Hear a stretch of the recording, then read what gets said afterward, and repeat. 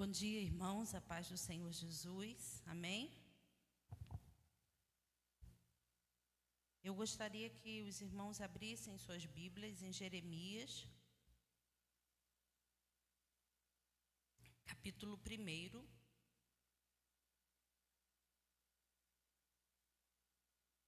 Eu vou estar lendo alguns versículos e depois o capítulo 20.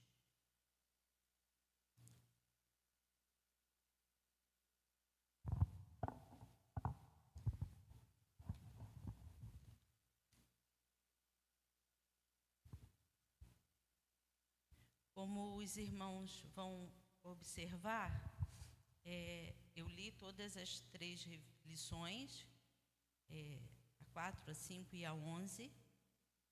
São assuntos importantes, mas eu coloquei na minha didática aqui de uma forma diferente, até para trazer conhecimentos da área que eu trabalho, que eu atuo, e conforme foi combinado com o presbítero. Vamos ler do 4 ao 10. Diz assim: mesmo assentados, mas com reverência, Jeremias falando, né? A mim me veio, pois, a palavra do Senhor dizendo: antes que eu te formasse no ventre materno, eu te conheci, e antes que saísses da madre, te consagrei e te constituí profeta às nações. Então lhe disse eu: ah, Senhor Deus, eis que não sei falar, porque não passo de uma criança. Mas o Senhor me disse: não digas, não passo de uma criança, porque a todos a quem eu te enviar irás, e tudo quanto eu te mandar falarás. Não tema diante deles, porque eu sou contigo para te livrar, diz o Senhor. Depois estendeu o Senhor a mão, tocou-me na boca, e o Senhor me disse: eis que ponho na tua boca as minhas palavras. Olha, que hoje te constituo sobre as nações e sobre os reinos, para arrancares e para derribares, para destruíres e arruinares, e também para edificares e para plantares. Pula um pouquinho para o capítulo 20.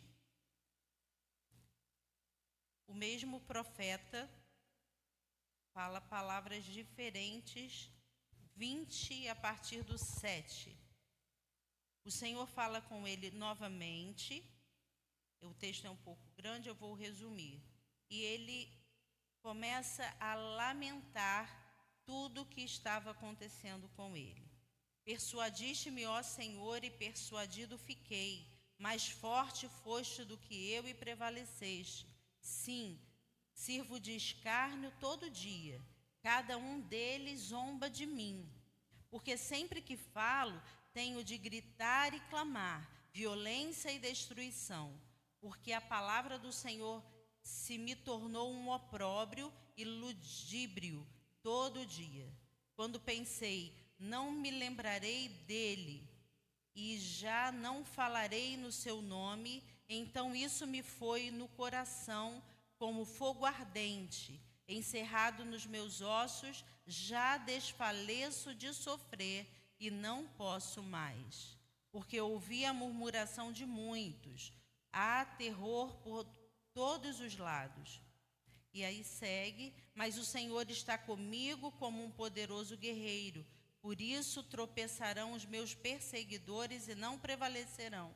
Serão sobremodo envergonhados, e porque não me ouveram sabiamente, sofrerão afronta perpétua que jamais se esquecerá. Pulando para o 14: maldito o dia em que eu nasci. Não seja bendito o dia em que me deu à luz minha mãe. Maldito o homem que deu as novas a meu pai, dizendo: nasceu-te um filho, alegrando-o com isso grandemente. Seja esse homem como as cidades que o Senhor, sem ter compaixão, destruiu. Ouça ele clamor pela manhã e ao meio-dia alarido, porque não me matou Deus no ventre materno. Porque a minha mãe não foi minha sepultura. Ou não permaneceu grávida perpetuamente? Por que saí do ventre materno tão somente para ver trabalho e tristeza e para que se consumam de vergonha os meus dias? Eu li esse texto da palavra do Senhor para nós iniciarmos e li o capítulo 1, alguns versículos, para que a gente perceba que Jeremias foi um homem chamado por Deus para uma missão difícil.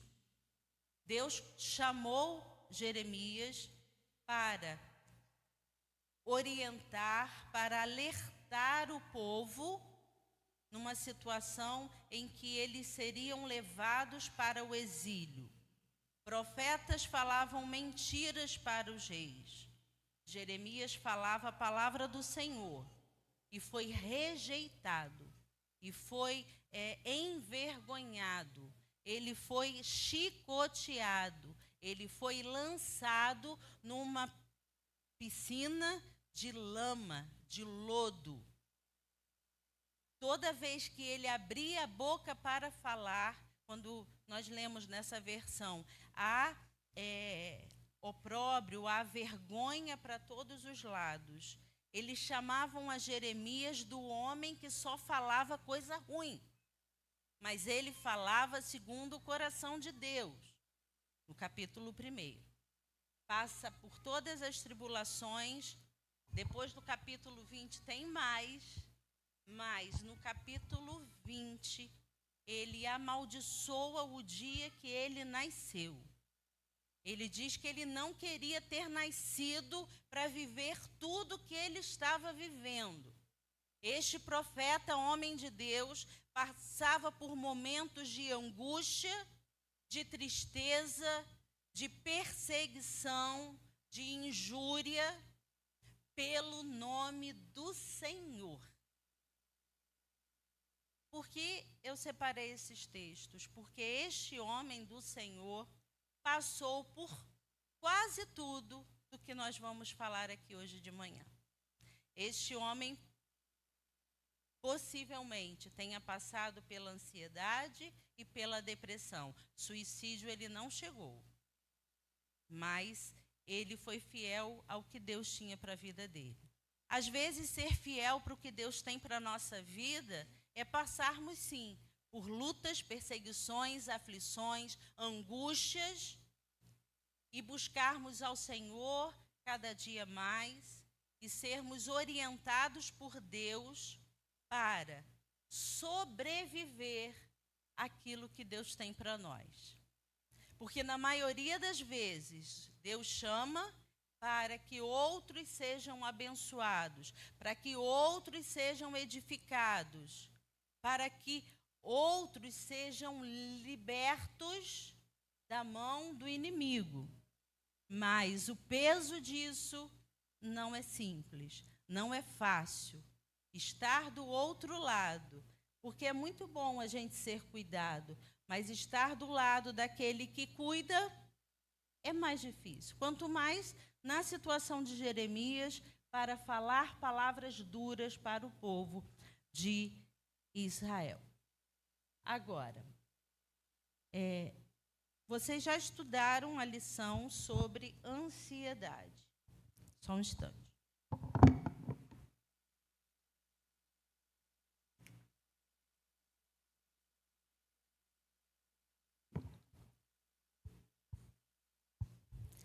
A lição sobre ansiedade que vocês estudaram, em cima de Filipenses capítulo 4,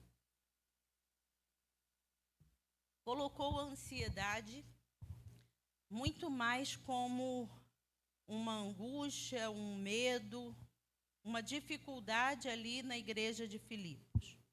Hoje eu quero trazer para vocês o conceito de ansiedade e dizer que existem 4 tipos de ansiedade. Primeiro vamos definir. Ansiedade é uma reação emocional normal, caracterizada por sentimentos de nervosismo, tensão, medo, apreensão e preocupação. Até certo nível, essa ansiedade é considerada saudável e até mesmo essencial. Mas, para algumas pessoas com transtorno de ansiedade, esses medos e preocupações não são temporários e pioram com o tempo, afetando consideravelmente a qualidade de vida. Então, vamos lá. Quais são esses 4 tipos de ansiedade? Existe a ansiedade básica, que todos nós temos, e Deus colocou isso em nós. Que ansiedade é essa, Isabela? É o desejo de viver, o anseio do futuro. Você pode ver em Eclesiastes capítulo 3, no versículo 11 principalmente, que Deus colocou em nós a eternidade, o desejo de viver, o potencial de vida. Mas não disse para nós quais seriam as coisas que aconteceriam no futuro. Deus vai revelando aos poucos. Imagina, se você soubesse quando nasceu, depois que tomou consciência de que você está vivo, que é uma pessoa, se você já soubesse o dia da sua morte. Como seria difícil a gente viver, a gente não viveria de forma natural ou espontânea. A gente viveria com medo constante e contando os dias. Será que o que eu tenho que fazer? Porque está chegando. Já falta 1 ano, falta 1 mês, faltam 5 dias, faltam 2 dias. Chegou o dia da minha morte. Deus não deixou a gente passar por isso. Ele colocou em nós o potencial de vida. Ele colocou em nós o desejo da eternidade, mas foi bondoso, porque Ele foi mostrando e Ele tem mostrado as dificuldades da nossa vida aos poucos. Imagina se tudo viesse de uma vez. Às vezes, quando vem um balde de tribulação, não precisa nem ser um mar, a gente já fica meio atordoado. Imagina se Ele mostrasse todas as tribulações que a gente passaria durante toda a vida. A nossa vida seria só de angústia. Mas o nosso Deus não fez assim. Então, a ansiedade básica é o desejo de viver.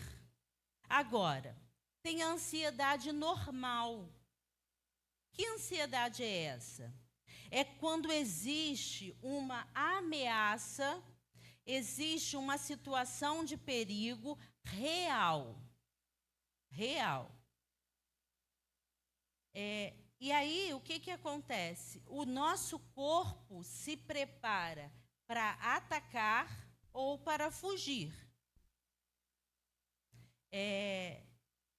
Essa ansiedade é proporcional ao perigo. Por exemplo, você está andando à noite na rua e você vê se aproximar, não sei se aqui é assim, mas lá em São Gonçalo, ou andando ou no carro, e você vê no retrovisor uma moto com 2 caras. O que a gente sente? A gente já fica preocupado, vigilante, atento para defender a si mesmo, a nós mesmos e a quem está conosco. E aí a gente pensa rápido, eu acelero, eu entro em outra rua, o que eu faço? Há um perigo verdadeiro. E aí a gente se prepara. Deus colocou em nós hormônios, neurotransmissores. Isso acontece porque tem uma química do nosso corpo que vai entender. Há um perigo. Fique alerta. Se você pode fugir, sair, fuja. Se não pode, se prepara para o ataque. Por exemplo, se é um policial dentro do carro, ele sabe que se pararem ele, a morte está próxima. Então, na maioria das vezes, quem é policial já está preparado porque vai ter que usar da força, né? Usar de uma arma, talvez, mas há um perigo real. Isso é ansiedade natural, ok? A ansiedade bíblica, que a Bíblia fala sobre ela. Mateus 6, não vou ler, de 25 a 34, o que Jesus diz? Olha para os campos, olha para as aves, eles não precisam, os lírios estão lá bonitos, eles não precisam de roupa, eles não se preocupam com isso. Olha para as aves, elas não se preocupam o que elas vão comer amanhã. Jesus estava querendo dizer para nós e para quem estava lá perto que a preocupação com o futuro, a preocupação com o excesso desse futuro que ocupa o nosso tempo antes das coisas acontecerem, Jesus está dizendo, para, gente, sofre um dia de cada vez, cada dia tem o seu mal, então sofra o mal do hoje. Tem dificuldades? Vamos respirar fundo, pensar e agir. Ou respirar fundo e esperar no Senhor. Tem coisas que são para a gente resolver, tem coisas que são para o Senhor resolver para nós. E aí ele fala para a gente se aquietar, ele fala para a gente viver um dia de cada vez, porque cada dia tem o seu mal. A ansiedade bíblica fala de circunstâncias, né? De situações em que a gente precisa descansar no Senhor. Mas a Bíblia também fala de uma ansiedade que é pela culpa do pecado. E a gente poderia ver isso no Salmo 32, no Salmo 51, onde o rei Davi havia pecado e ele estava arrependido, e ele diz que o sofrimento do pecado fez adoecer os seus ossos, fez com que ele ficasse prostrado, com que ele ficasse angustiado. E daí ele confessa o seu pecado, ele abandona o pecado, Deus o perdoa e a paz retorna ao seu coração. Essa é a ansiedade bíblica. Ela pode ser por circunstâncias, por preocupações excessivas do dia de amanhã, e Jesus orienta para a gente pensar no hoje primeiro, e a culpa pelo pecado. Ok? Quarto tipo e último de ansiedade. É a ansiedade patológica, é a ansiedade doença. Vamos entender? Quando o nosso corpo reage avisando que há um desequilíbrio das nossas emoções, de sentimentos intensos, são medos irreais, são medos exagerados, desproporcionais ao perigo. É uma ocupação do tempo, antes do tempo, com um foco no negativo e que tudo vai dar errado. Um exemplo: achei uma manchinha no meu rosto. Eu não penso que pode ser da idade. Eu não penso, se eu tiver com esse tipo de ansiedade, eu não penso que pode ser da idade, pode ser um melasma, eu não penso que pode ser natural, passar um creminho e resolver, não. Se eu tiver esse tipo de ansiedade patológica, eu vou achar que o carocinho que está aqui é um câncer. E vou acreditar nisso piamente. Pode todo mundo falar para você que não é. Você pode ir no médico e o médico falar: procura um psiquiatra, procura um neurologista. Isso é ansiedade patológica. Entendem? A gente vê o perigo, mas não é um perigo real. É um perigo imaginário, algo que está na nossa mente. E quando a pessoa passa por este tipo de ansiedade, ela sofre como se o perigo estivesse cada vez mais perto. E o corpo reage. Lembra que eu falei lá no início que Deus colocou para nós a ansiedade básica também para a gente, a ansiedade normal, também para a gente se preparar, porque o perigo está chegando. Preparar para atacar ou para fugir. Na ansiedade patológica pode não existir perigo nenhum. Todo mundo aqui está vendo, não tem perigo, Isabela, fica calma. E eu estar angustiada, com falta de ar, com dor no peito, aperto na garganta, tremendo, suando frio. Isso é a ansiedade patológica. Por que a gente tem que entender isso? Para nós não fazermos confusão e achar que todo tipo de ansiedade é do capítulo 51 e 32 de Salmos. É culpa do pecado. Nem toda ansiedade quer dizer que o crente está no erro, no pecado. Nem todo tipo de ansiedade foi colocada ou acontece com a gente fruto do pecado. Ah, mas você pode dizer, Isabela, quando Adão e Eva pecaram, eles sofreram uma sanção, né? Eles tiveram um peso, uma consequência do pecado. Sim, todos nós temos uma natureza pecaminosa. Então, no final das contas, todo tipo de doença é por causa do pecado original. Da nossa natureza pecaminosa. Mas o pecado vem deteriorando a todos nós, por isso todos nós estamos sujeitos a passar por doenças. Ok?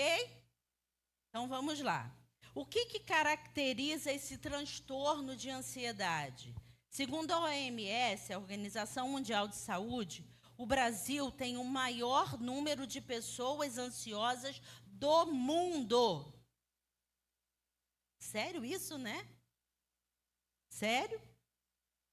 Para estes brasileiros, em resumo, o circuito cerebral que controla a resposta à ameaça está hiperativo, está funcionando ali no cérebro, porque uma pessoa com ansiedade, ela é hipervigilante, ela está ali preocupada com tudo, assustada com tudo.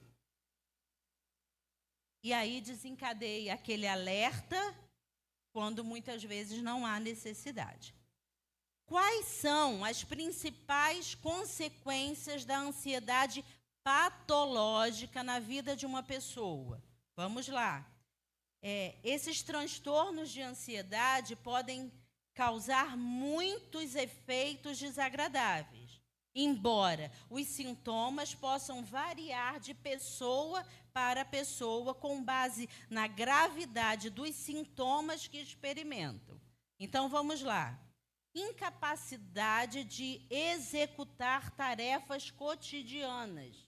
A pessoa tinha uma rotina de vida, mas quando a ansiedade patológica chega, ela paralisa em muitas situações.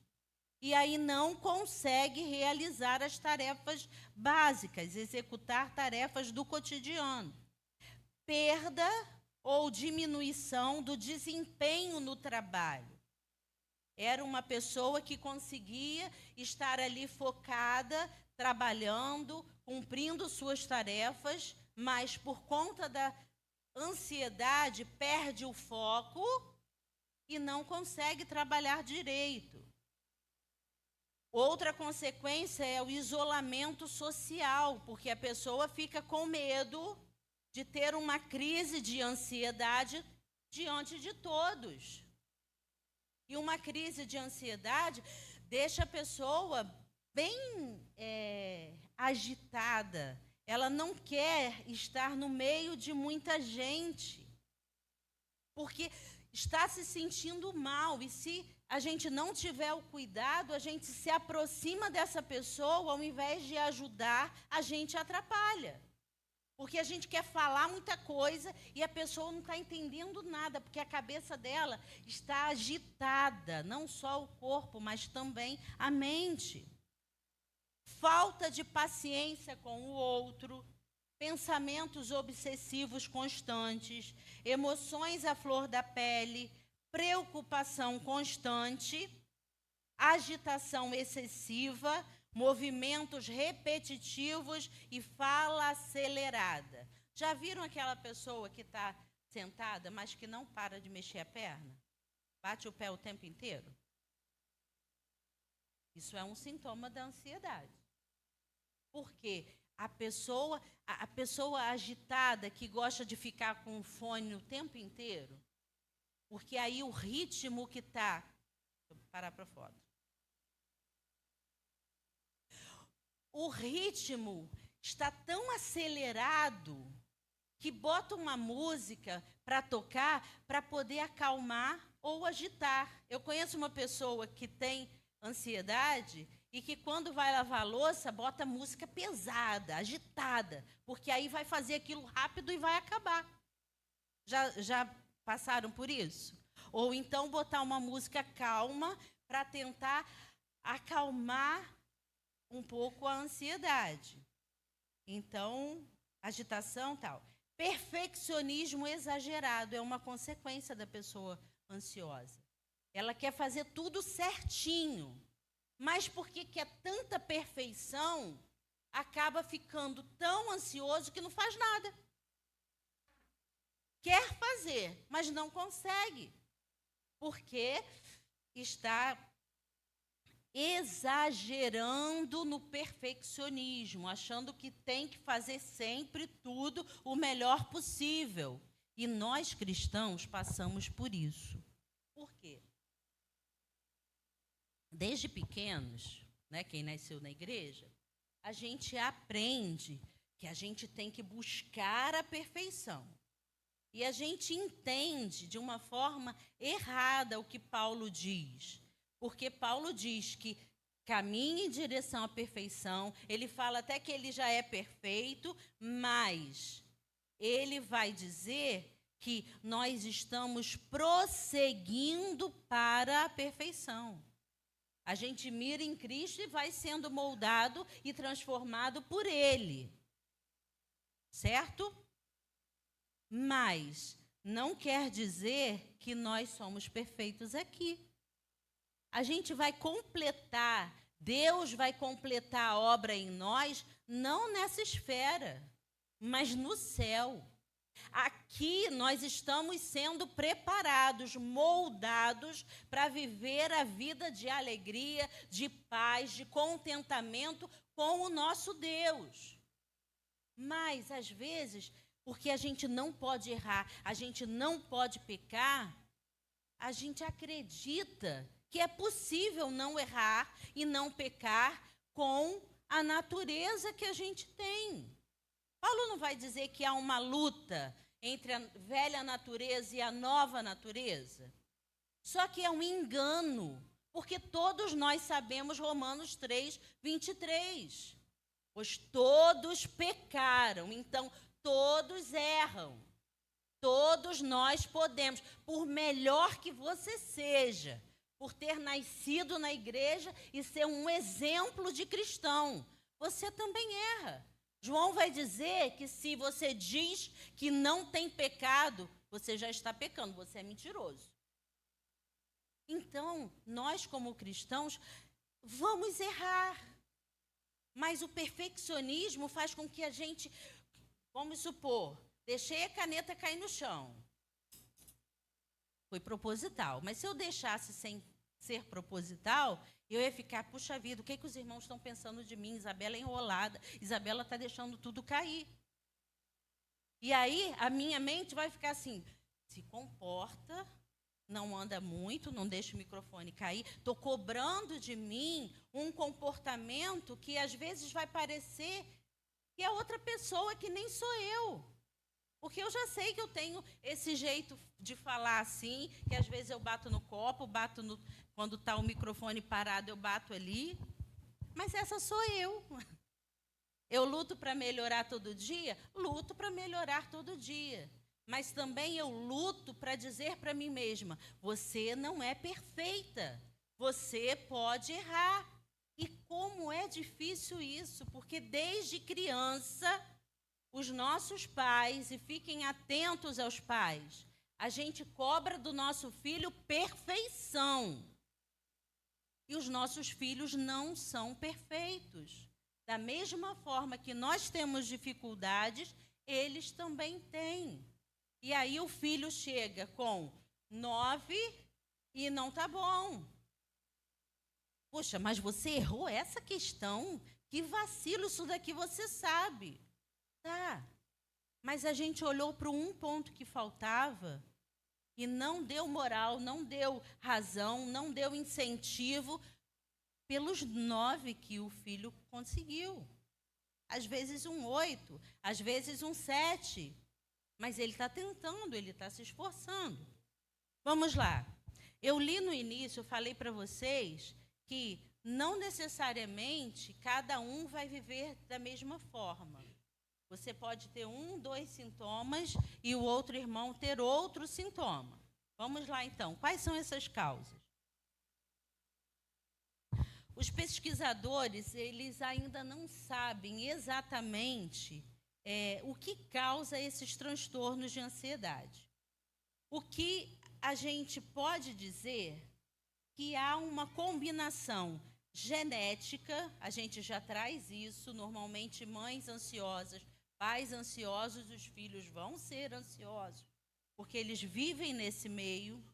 Fatores físicos, como desequilíbrio de hormônios. Existem enfermidades em que bagunça os hormônios dentro da gente e a gente começa a ter crises de ansiedade. Fatores ambientais, que podem incluir ou não eventos traumáticos. O irmão acabou de falar aqui dos professores. E os professores sofrem hoje muito mais do que sofriam há décadas atrás.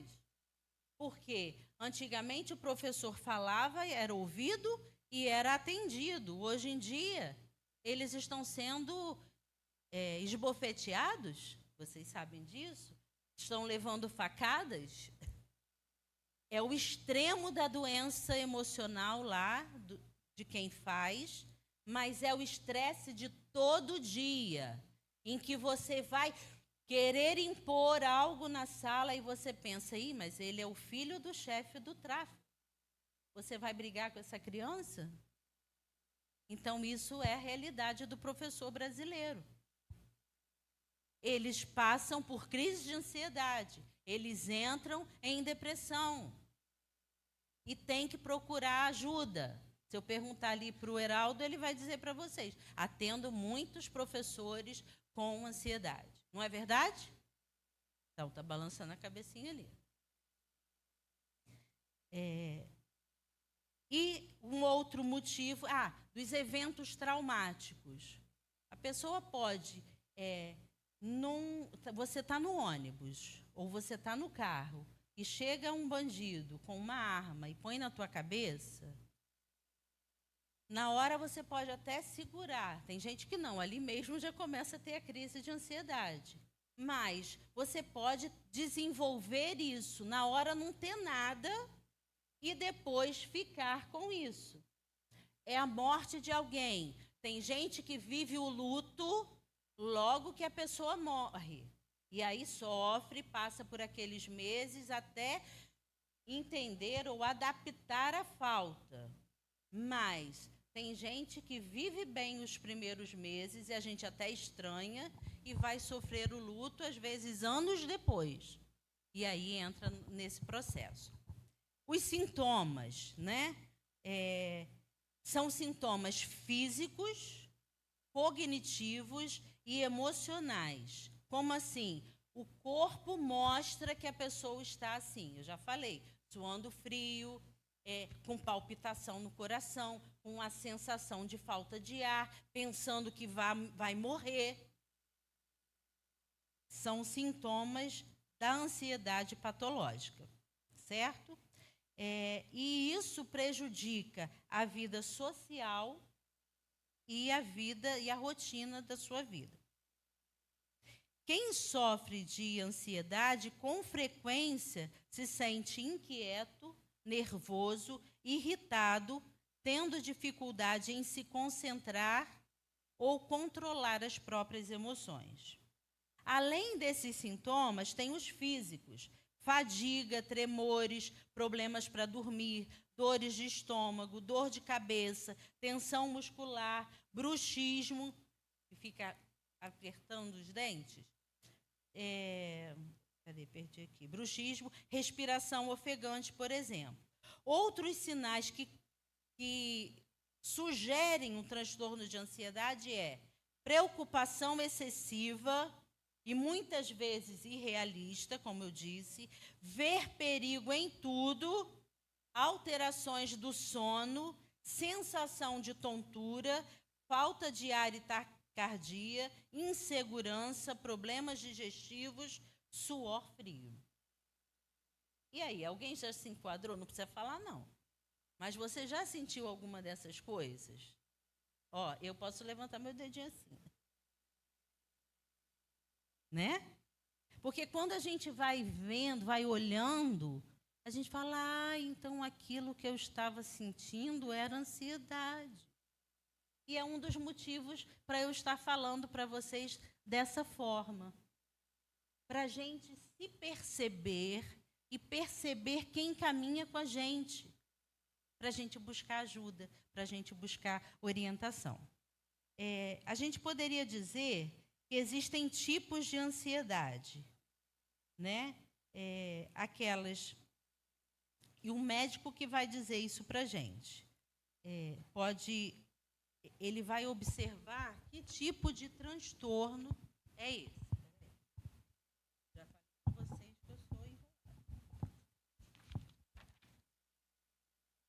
Que tipo de ansiedade são esses? A ansiedade generalizada, não vou explicar cada uma delas, mas depois você pode pesquisar. O transtorno do pânico, transtorno de ansiedade social, a pessoa que não consegue viver muito tempo com outras pessoas.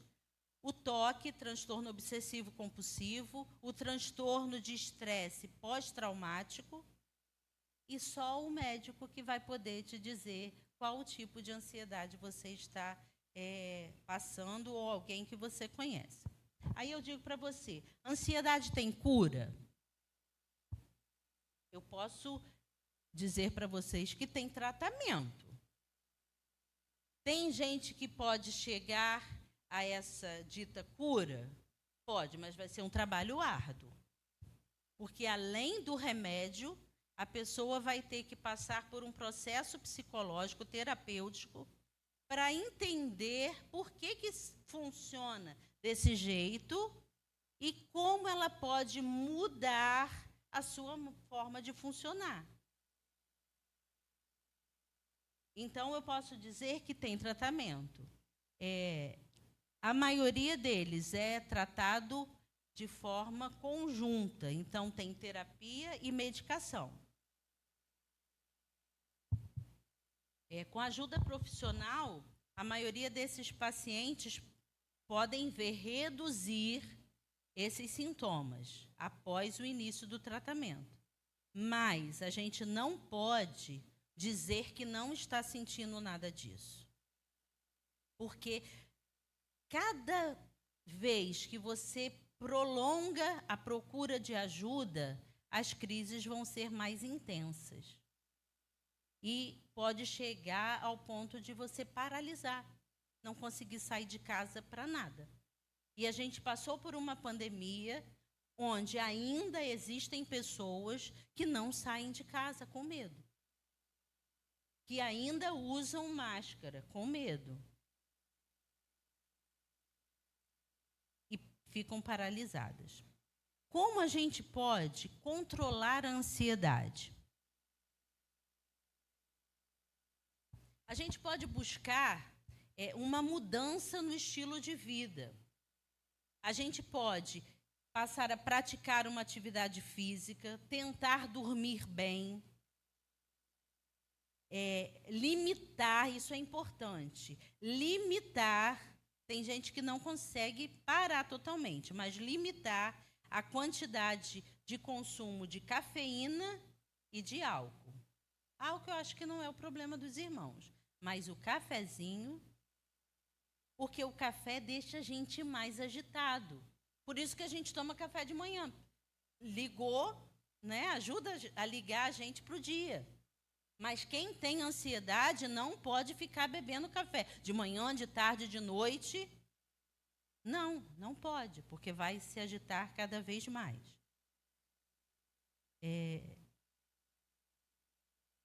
Pessoas que estudam dizem que a meditação e o relaxamento também trazem uma quietação. Nós temos a palavra de Deus, que é o nosso guia, que pode nos ajudar a diminuir essa ansiedade. Lendo, meditando, orando, e já há comprovação de que o exercício da fé, da oração, da meditação, ajudam o nosso cérebro a funcionar diferente. Então, a gente deve reforçar isso, coisas que a gente sabe desde pequenininho. Como é que era a música? Leia a Bíblia e faça oração, faça oração, faça oração. Para quem quer crescer. Não vou cantar muito não, porque não é o meu dom. Então, vamos lá. Como controlar essa ansiedade, né, que a gente está falando? A gente pode, nesse momento, respirar fundo, e eu dou essa orientação no consultório. Você se sentiu assim, com ansiedade, para num lugar que não é movimentado, ou se é movimentado e você não pode sair, começa a respirar fundo. Por quê? Eu entendo da seguinte forma: se eu estou acelerada e eu vou respirar fundo, eu vou dar um ritmo ao meu corpo. Então, vamos lá. Como que faz isso? Inspira, expira, para, faz de novo. Eu oriento a fazer. Faz 5 vezes isso. E vê se não vai acalmando, o coração não vai voltando ao normal. Por quê? Com uma respiração pausada, a gente está dizendo para o nosso cérebro: está tudo bem. Porque o cérebro disparou para falar: fique alerta, mesmo que não seja uma causa real. E aí a gente fica ligado e com medo, e fica ansioso. Então, se você parar e respirar fundo, você vai dar um outro comando para o seu cérebro. Você vai estar dizendo: está tudo bem, eu estou calma, eu posso voltar ao meu normal. Tem outras orientações. Nesse tempo, você também pode parar e olhar ao seu redor. Pensar: o que eu estou vendo? Que cheiro eu estou sentindo? Usando os sentidos. Que cheiro eu estou sentindo neste lugar? O que eu estou vendo? O que eu posso sentir? O púlpito, a textura da minha roupa. Se tem uma almofada fofinha. Mas o quê? Falei da visão, falei do cheiro, falei do toque. Mas o que falta, gente? Audição. Que barulho é esse que eu estou ouvindo? Vocês estão ouvindo? Tem eletrônicos ali funcionando. Isabela, mas por quê? Enquanto eu faço isso tudo, eu tirei o foco da ansiedade, da ansiedade, da crise de ansiedade. E aí eu passei a prestar atenção em outras coisas. E vai acalmando também.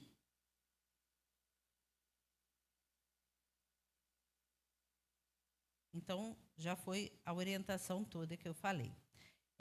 São estratégias para a gente vencer a crise de ansiedade.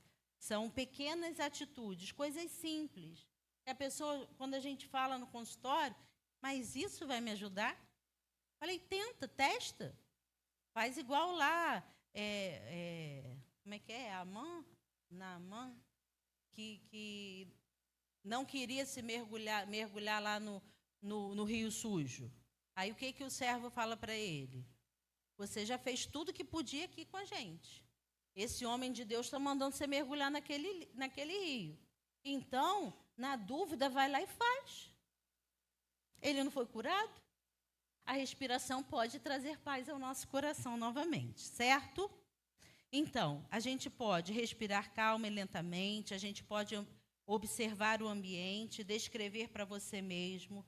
Tem gente que acalma caminhando, mudando o foco, ouvindo uma música, meditando, fazendo uma massagem, aprendendo técnicas de relaxamento.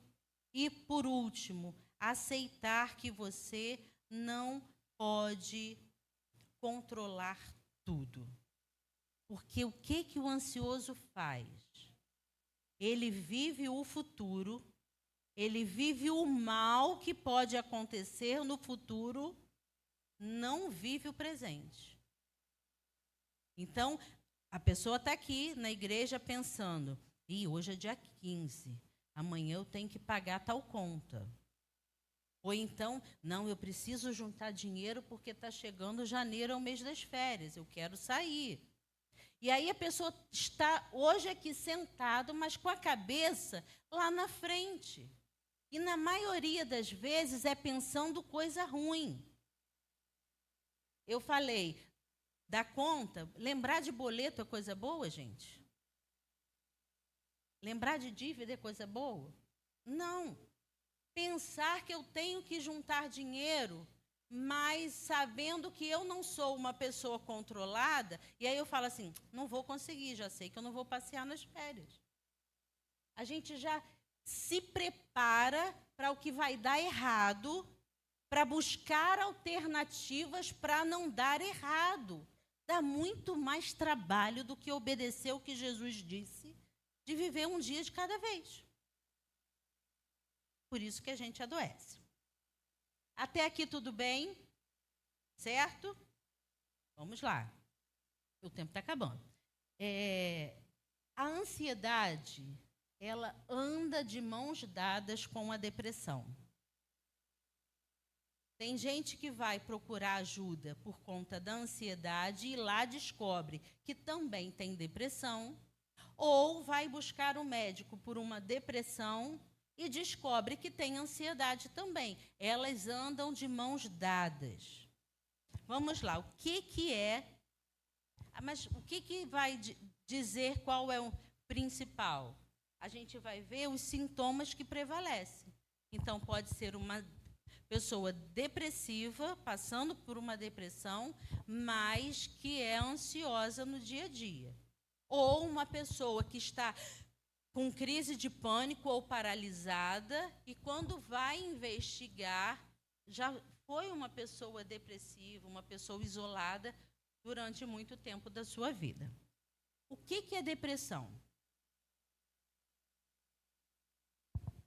Depressão é um peso emocional esmagador em sentir-se sem esperança e incapaz de lidar com a vida.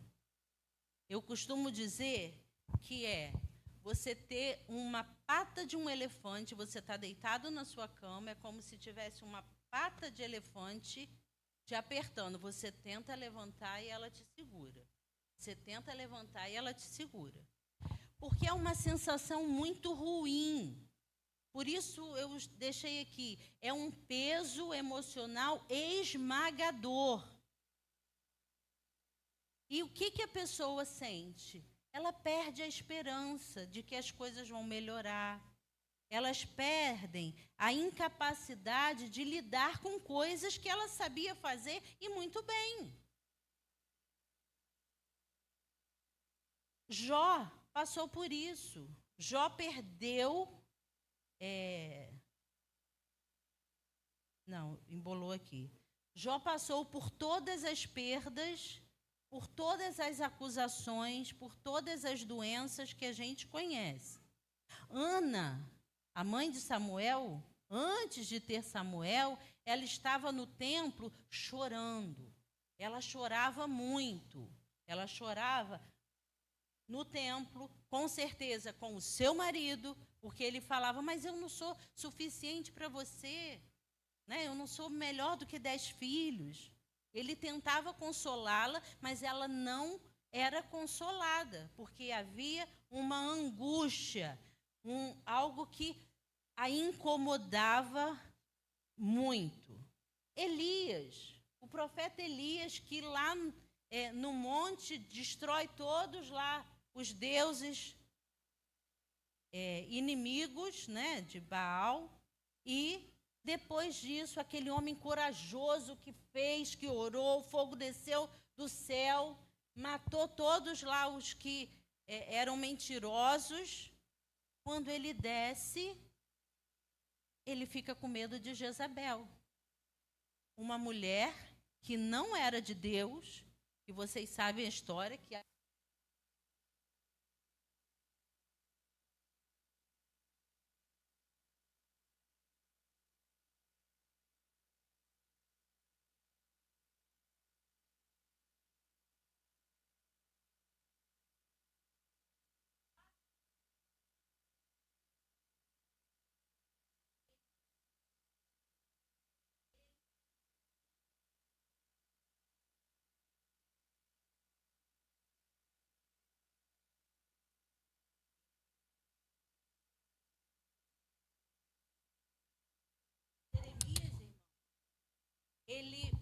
Jeremias tinha pai e mãe, Jeremias tinha irmãos. Deus o chama, ele deixa a família e vai cumprir a ordem do Senhor. Depois Deus diz a ele para ele não casar, para ele ficar sozinho. Uma pessoa que nasceu, que tinha uma família estruturada, foi tirada dela, ficou sozinho, pregava algo que ninguém queria ouvir e ficou angustiado. Ele chorava, tanto que a gente diz que ele é o profeta chorão. Tem um livro só das lamentações de Jeremias. Então, até o dia do seu nascimento, ele amaldiçoou.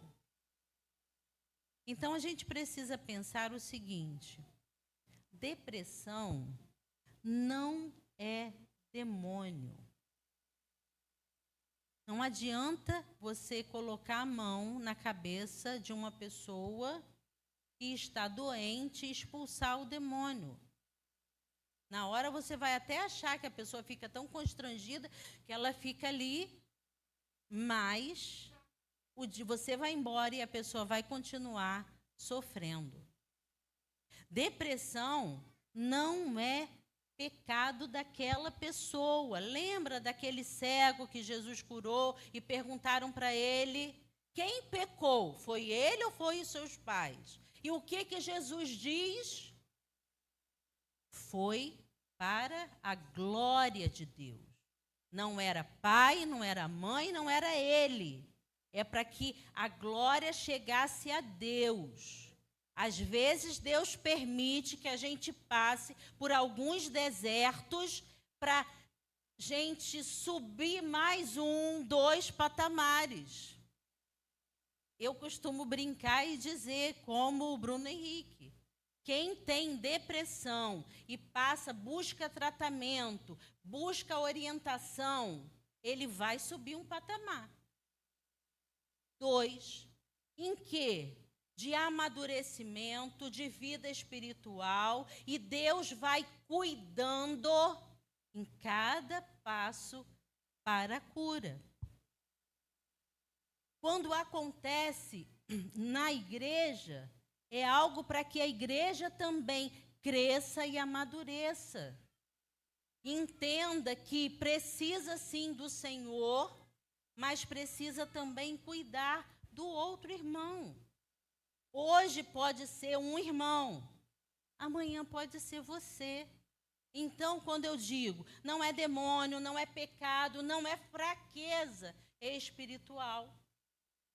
É uma doença, assim como o câncer, assim como o diabetes, hanseníase, mas é uma doença na alma. É uma doença nas emoções que tem efeitos no corpo. Por que a gente fica deprimido? Todo mundo quer saber o motivo. Ah, mas fulano, por que está acontecendo isso com ele? Ah, mas fulana, por que ela está passando por isso? Nós somos médicos? Não. A gente pode fazer o diagnóstico? Não. A gente pode dizer a causa? Não. Eu costumo falar que, às vezes, a gente bota o nariz aonde a gente não sabe. A gente dá palpite sem saber o que realmente está acontecendo. Nem sempre a gente vai descobrir a causa da depressão. Existem causas que são físico-hormonais, onde há um desequilíbrio químico em nós. E existem várias doenças que podem levar uma pessoa também à depressão. Tá. Me fala aí, Heraldo, algumas doenças que podem levar à depressão nesse desequilíbrio químico, físico e hormonal. Doenças da tireoide,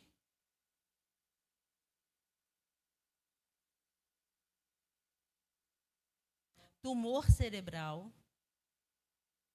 doença de Parkinson, anemia, olha como as coisas são de vários aspectos.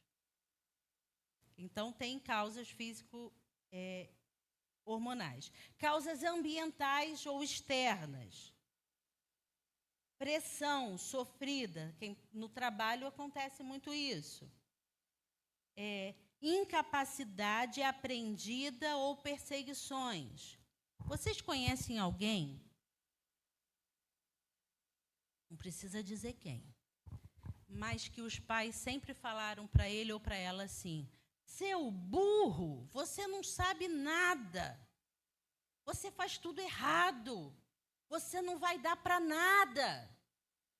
Está repreendido tudo isso que eu falei. Por quê?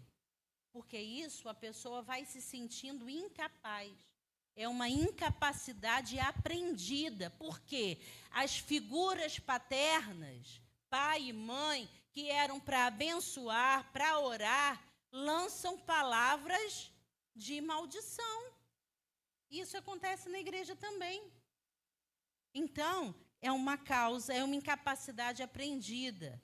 Aquela pessoa que está trabalhando e tem alguém, ou um chefe, ou um falso amigo que está sempre perseguindo, que está sempre criticando alguma coisa. Pensamento negativo, aquela pessoa que está, ó vida, ó céus, tudo acontece de ruim com ela. O modo de funcionar, personalidade. Estresse, tensão, ira, culpa, perfeccionismo, controle, batalha espiritual, entre outras. Quais são os sintomas da depressão? O irmão disse que eu podia atrasar um pouquinho, né? Que vocês estão acostumados. Eu já está quase acabando. Como que você sente a depressão? Você começa a se sentir estranho com você mesmo. Parece que você está desconectado do mundo, das pessoas. Uma fraqueza, uma vulnerabilidade, qualquer coisa a pessoa se afeta. Mudança nesses afetos e nos prazeres. A pessoa tem uma tristeza profunda, um choro descontrolado, medos, falta de prazer. Tristeza é uma coisa, a gente pode ficar triste. Tem tristeza que é para arrependimento, mas é uma tristeza profunda que você não sabe de onde vem. Sofrimento no corpo, sono ou insônia, cansaço excessivo e desproporcional às atividades realizadas. Você fazia uma faxina na casa que era uma beleza. A idade também faz isso, tá? A gente, depois, com uma certa idade, o que você fazia em 6 horas, você vai fazer em 4 dias. Né? A gente vai fazendo um pouquinho de cada vez. Mas a depressão é algo mais notável, porque você não consegue. A tarefa é pequena, mas você leva um tempo, porque seu corpo está pesado. Porque lembra do peso esmagador? Então tem amargor na boca, problemas digestivos, emagrecimento ou ganho de peso, negativismo, baixa autoestima, comportamento inusitado. Era uma pessoa que se socializava bem, conversava com todo mundo. De repente, ela passa um isolamento, a falta de cuidado consigo mesma, não tem mais interesse de se arrumar. Os casos mais graves, nem levantar da cama para tomar banho e comer. Irritabilidade, vícios e tal. O que acontece com a pessoa que tem depressão e não cuida, e não trata? Ela vai vendo a sua vida deteriorar. Ela vai vendo os seus relacionamentos também irem de mal a pior. Tudo que sonhava de projeto para de existir. E vai perdendo aos poucos a qualidade de vida. Então, perde a qualidade de vida, pode diminuir os anos de vida, né? Porque se a pessoa vive desse jeito, ela vai adoecendo e não cuidando, pode chegar até mesmo à morte ou o suicídio. Ok? Já disse isso daqui. E agora, por último, o suicídio, que é o menor. Falar de suicídio é algo muito complexo, porque é um tema atual, é um tema difícil. A OMS vai dizer que tem mais de 700 mil pessoas que morrem no ano e a causa é suicídio. Representa o quê? Uma pessoa em 100 atenta contra a própria vida. Tem fatores psicológicos, biológicos, sociais e culturais. Poderia colocar aqui também espiritual, porque a maioria dos casos de suicídio é uma depressão severa, profunda e que não é tratada. Agora, se a gente olhar para o outro lado, também o inimigo também aproveita as fragilidades das pessoas, né? Não é só um lado ou outro, um aspecto ou outro, principalmente se essa pessoa não é cristã. Porque você é crente verdadeiro, o diabo não vai entrar no teu corpo para fazer nada disso. O máximo que ele pode fazer é te oprimir. Ele colocar situações em que você só afunde. Mas a gente tem que estar atento. Vamos lá.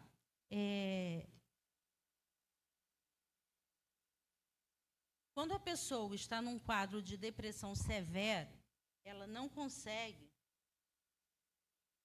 mais raciocinar direito. Ela não consegue colocar em prática tudo aquilo que ela quer fazer. Por quê? Lembra da depressão, peso esmagador? Imagina isso continuando por um tempo prolongado. E muitas vezes a gente não percebe. Quantos casos que a gente vê na mídia e que a gente só vai saber depois. Lembra do caso das jogadoras de vôlei, que aconteceu agora perto? Ninguém imaginava isso. Os colegas não acreditaram. Por quê? Possivelmente ela tinha uma depressão já antiga que foi acumulando. Ela se aposenta né? Para de jogar. A aposentadoria é um fator que mexe com a gente. Ela para e parece linda e maravilhosa, que escreve livro, vai em eventos, mas a gente pode estar rindo, tá? A gente pode estar no meio das pessoas. A gente, que eu digo, a pessoa depressiva. Mas ninguém percebe. Porque é algo que a pessoa sente, mas tem vergonha, às vezes, de falar. Tem vergonha de buscar ajuda. E eu quero dizer para vocês que o sofrimento psíquico, emocional dessa pessoa que chega a esse ponto extremo é muito grande. Muito grande. Tem alguns sintomas que a gente pode se perceber. Os transtornos emocionais têm mudanças no padrão de comportamento, trazem prejuízo nas atividades diárias. São pessoas que mudam de um dia para outro. São pessoas que se isolam. Elas podem estar trabalhando, elas podem estar estudando, elas podem estar congregando, mas a gente tem que ficar alerta, porque às vezes a pessoa some e a gente nem vai saber por quê. Ok? Eu preciso dizer para vocês, e tem isso na revista, da revista 11, que a pessoa, ela não se torna, não apostata da fé. Ela é crente, mas a depressão fez com que ela não conseguisse exercer a sua fé. Não é que a pessoa tenha amaldiçoado a Cristo, pecado, né, o pecado contra o Espírito Santo, nada disso. Ela é cristã, mas a doença dominou. Ela ficou sem controle, sem um raciocínio. Muita gente fala, mas é egoísmo, mas é isso, mas é só acusa. E a pessoa nem está aqui para ouvir as acusações. Mas a gente precisa, irmãos, perceber quando o outro está sofrendo. A gente precisa. São irmãos, e hoje em dia a gente vê casos de muitos pastores que chegam a cometer esses atos. No livro do Hernandes Dias Lopes, ele vai dizer que o suicídio e a salvação não são realidades mutuamente exclusivas. Não é uma coisa e outra. Pode acontecer uma coisa e outra. E aí a gente precisa também estar atentos, porque não é só a pessoa lá de fora que passa por isso. Nós também podemos. Desejamos que isso aconteça? Não, de forma nenhuma. O que a gente pode fazer quando a gente percebe uma pessoa, a gente se percebe com esses sintomas, ou percebe que algum familiar ou amigo nosso tem esses sintomas? A gente precisa orientar e ajudar essas pessoas a buscar ajuda. Ajuda espiritual e ajuda profissional especializada. Eu costumo falar que é um trabalho em equipe. Não é só o pastor que tem que atender essa pessoa no gabinete, não. O pastor, muitas vezes, é aquela pessoa que percebe que as queixas daquela pessoa podem ser depressão. E aí o que eles fazem? Eles encaminham para o médico e para o psicólogo. E o psicólogo e o médico, os não crentes, eles podem até falar, para de fazer isso. Em muitos casos acontece. Mas tem profissionais que são sensíveis à fé e sabem que o exercício da fé pode ajudar naquilo. Então, é um trabalho junto. Outra coisa, se você foi ao médico e o médico falou para você, toma esse remedinho aqui, na primeira semana você toma meio, na segunda semana você toma inteiro, e depois você vai passar a tomar isso daqui e volta daqui a um mês. Tem muita gente que vai e faz isso, crente principalmente, e não procura psicólogo, porque fala assim, nem vai ao médico que deveria ir, que é o psiquiatra. Por isso que os neurologistas acabam atendendo também casos emocionais. Mas a pessoa toma o primeiro mês e começa a ficar bem, se sente bem. E fala assim, eu não sou maluco para ir para psicólogo. E quem disse que psicólogo trata só de maluco? Eu, por exemplo, não trato de esquizofrênico, de pessoas loucas. Não. Mas tem colegas que atendem e gostam de atender pessoas loucas. E conseguem administrar bem isso. Então, quando você vai ao médico, obedeça o tratamento. Ah, voltou um mês. Ah, mas já estou bem, doutor. Posso tirar o remédio? Aí o médico fala assim, não, mais 6 meses, mais 1 ano. Aí aparecem aqueles irmãozinhos abençoados que começam a repreender. Ou então fala, não, Deus já te curou, não toma o remédio não. E aí a pessoa faz, já era o que ela queria ouvir, que ela não queria gastar dinheiro, ela já estava se sentindo bem, vai lá e faz o quê? Para de tomar. Estava bem e depois cai de novo. Porque na depressão, uma vez que vem um tempo forte, uma crise, e a pessoa não trata, ou trata de forma errada, as próximas vão ser mais fortes. É o perigo. Então, obedeça ao tratamento. Proteja-se de si mesmo e cuide do ambiente para não deixar o outro em perigo. Se você tem uma pessoa que tem ideias suicidas, e às vezes a ideia suicida não é assim, quero acabar com a minha vida. Não. A pessoa começa a falar, ai, está tão cansado que eu prefiro até morrer. Ai, Jesus podia voltar logo, né? Para acabar logo esse tormento aqui. Tá ali, a ideia está no meio de palavras até cristãs, ok? Então fiquem atentos. Procurem como proteger. Se é um remédio controlado, não vai ficar na mesa ou no armário, na parte de baixo. Você tem que botar o remédio onde a pessoa não alcança. Você tem, se você é familiar, você que vai dar esse remédio no início. Porque ela não vai querer tomar. Você vai ter que ajudar nesse caso. Tem coisas, objetos na casa, cortantes.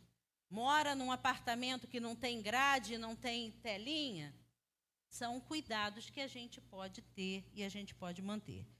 Procurar um grupo de apoio e, no nosso caso, estender a mão e não julgar. A gente buscar discernimento espiritual. Todos nós fomos chamados, assim como Jesus, para sermos curadores feridos. Já ouviram essa expressão? Acho que dá para contar.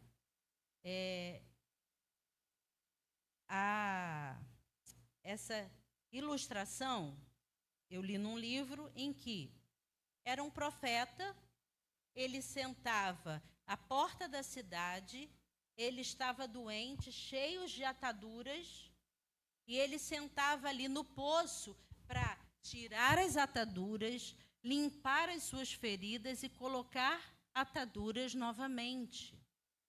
Enquanto ele fazia isso, as pessoas entravam na cidade e falavam assim, olha lá o profeta. E iam contar seus problemas, iam contar suas aflições. E ele, enquanto tratava das próprias feridas, ele ajudava outros a tratar das suas feridas. Tem pessoas que acham assim: ah, mas eu só posso fazer as coisas de Deus depois que eu ficar bem. Não. Todos nós somos curadores feridos. Você pode estar enfermo, mas com o seu testemunho, você ajuda o outro a curar as feridas dos outros. E quando a gente para sentar e conversar, a gente vai ver que só muda de endereço e de sobrenome. Mas todos nós temos as nossas dificuldades. E Deus quer que, mesmo que a gente se sinta adoecido, a gente testemunhe para o outro, ajude o outro. E na maioria das vezes, como aconteceu com Jeremias, Deus chama os fracos, chama os improváveis. Ele fala isso lá na carta aos Coríntios.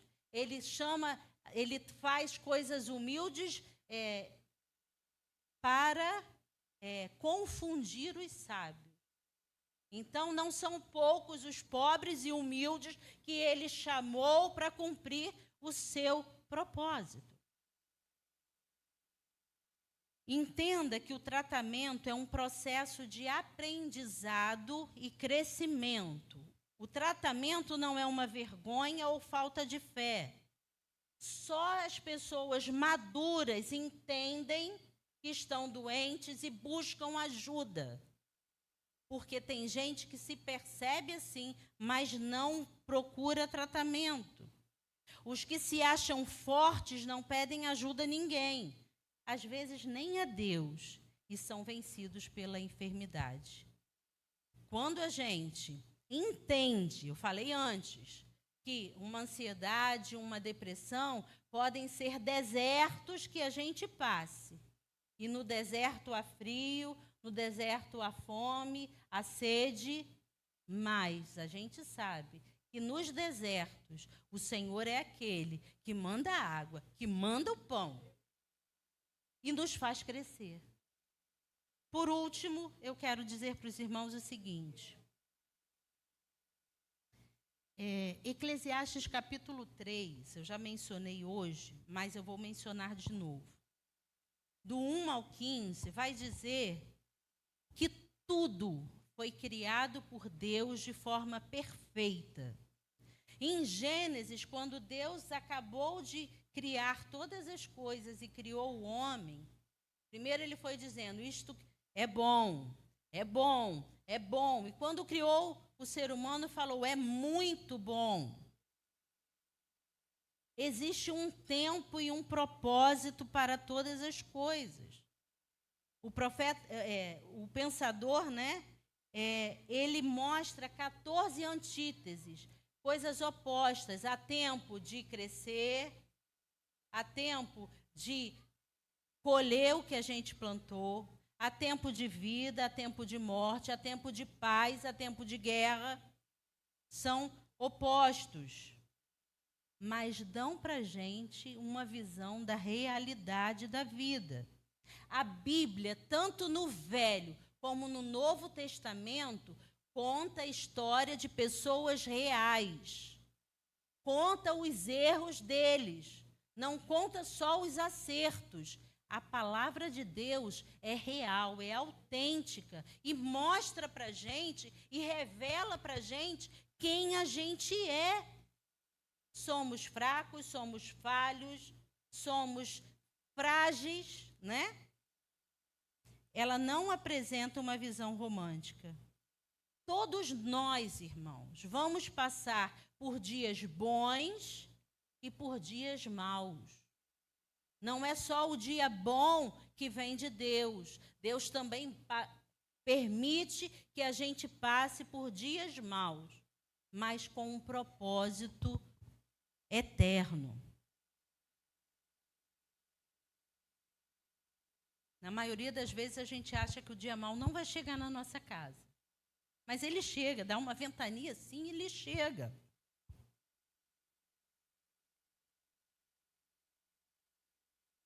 A gente precisa entender que você pode estar sofrendo, podem ter pessoas sofrendo à sua volta, e não tem ou não temos coragem nem de falar. Eu ouço muito no consultório isso. Ah, não, Isabela, isso eu não falo com ninguém, não. Porque se eu falar lá na minha igreja, eles vão começar a me olhar atravessado, vão começar a me julgar, achar que eu estou fazendo coisa errada. Então eu sofro quieta. Ah, mas nem seus pais sabem? Não. Não, eles não vão entender. E vão falar coisas para o psicólogo, ou no meu caso, coisas tão duras, tantos sofrimentos, que às vezes uma palavrinha poderia resolver. Um abraço, um vem aqui, fala que eu estou te ouvindo, poderia resolver. Eu já falei para vocês da questão da natureza pecaminosa, mas não do pecado da pessoa necessariamente. E por último, esse é o último do último. Abram suas Bíblias, Eclesiastes 3:11, para nós terminarmos esses assuntos tão difíceis, tão pesados, com aquilo que o nosso Deus tem para nós. Eclesiastes 3:11 diz o seguinte: tudo fez Deus formoso no seu devido tempo. Também pôs a eternidade no coração do homem, sem que possa descobrir as obras de Deus desde o princípio até o fim. Ele colocou em nós, aqui já é eu completando, o fôlego de vida, mas também o desejo de viver. Deus colocou a eternidade no seu coração. Deus quer que você tenha desejo pela vida, que você se sinta motivado a viver, a cumprir o seu chamado, a cumprir os propósitos dele em nós. Então, se você se perceber com algum desses sintomas, busque ajuda, procure orientação, para que você não perca isso que Deus colocou no nosso coração. Amém? Fomos chamados para a vida? Amém? Então vamos viver na presença do Senhor. Obrigada pelo acolhimento dos irmãos, que tudo que eu falei Deus faça eco no seu coração e seja bênção para a tua vida. Posso orar? Podemos? Pai amado, muito obrigada por esta manhã gostosa com os nossos irmãos, onde podemos falar não só, ó Deus, de coisas, de ensinamentos, né, da prática, do que nós estudamos e do que nós trabalhamos, mas principalmente, Pai, muito obrigada por poder falar da Tua palavra aos meus irmãos aqui. Senhor, abençoe a vida deles. Cuida, Senhor, a cada dia mais e traz orientação, conscientização, para que eles possam viver o melhor do Senhor nesta vida. Obrigada, Pai. Em nome de Jesus. Amém.